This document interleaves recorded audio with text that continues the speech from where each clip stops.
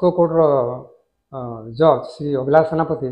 आज एक नाबालिका गण दुष्कर्म नाबालिका दुष्कर्म और हत्या मामलें अभियुक्त प्रशांत बाग को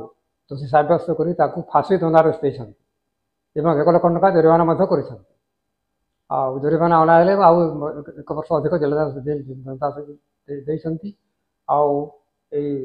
कांडटी घटी हत्याकांड और धर्षण घटी कमर जमीनकेरा थाना अंतर्गत और घटना दिन पीड़िता तार निकटस्थ घर पाखे पड़िया को झाड़ा जा समय अभियुक्त से तार पाखक जा दर्शन कर एक टांगिया तार मुंड को काटी मुंड और बॉडी को अलग कर कटा मुंड और टांगिया धरी गाँव नलकुआ पाखे आस धोला यही समय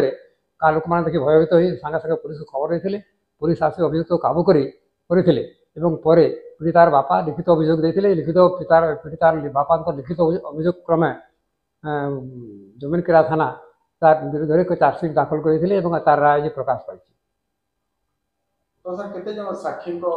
सर्वमोट प्राय 25 जन साक्ष्य बयान रेकर्ड कर माननीय जज